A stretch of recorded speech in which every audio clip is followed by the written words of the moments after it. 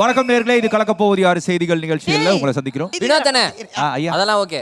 நான் வந்து எப்பவுமே நீங்க வந்து ஒரு மல்டி டேலண்டடான ஒருத்தர். அது ஆமா, நீ யூனிக்கா போல வாய்ஸ் பண்ணுவீங்கன்னு மச்சான் அப்பதான் சொன்னேன். ஆமா, எனக்கு வந்து ரொம்ப பிடிச்ச நடிகர் கிஷோர் சார். எனக்கு ரொம்ப பிடிச்ச நடிகர். நான் பேசுறேன். சரி, எத்தனை வாட்டி சொன்னாலும் புரிஞ்சுக்க மாட்டேறானுங்க. சூப்பரா. விரோதக்காரனை போடுறது பப்ளிக்க போடுறது ஒன்னாடி வா, அந்த பையனுக்கு பயம் இல்ல. சமடா சமடா. அவன் நல்லா அப்படியே போட்டுருணும்.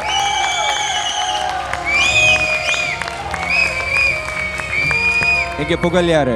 அண்ணா அண்ணா பின்னாடி திரும்ப. அண்ணா ஏண்ணா என்னடி இவன் இவ்வளவு முடிவு வச்சிருக்கான்?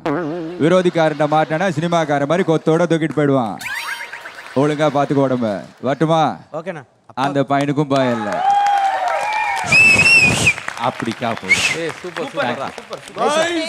இப்போ மச்சான் எனக்கு டேனியல் பாலாஜி அவர் வாய்ஸ் எடுப்பியா? எனக்கு ரொம்ப பிடிக்கும் அவரை. நான் பேசுறேன்.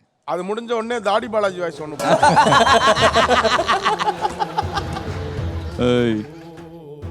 சரி, ஆனா ஜெயிச்சிட்ட முடிஞ்சு போச்சுன்னு நினைக்காது.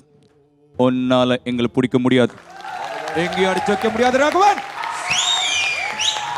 கோட்டை வேற முன்னாடி நின்று பேசுற யாரில்ல நீ? அறந்தாங்க நிஷா. நான் இருக்கு பெரிய ஆங்கரா இருக்கேன். லைஃப் தொலைச்சிட்டா.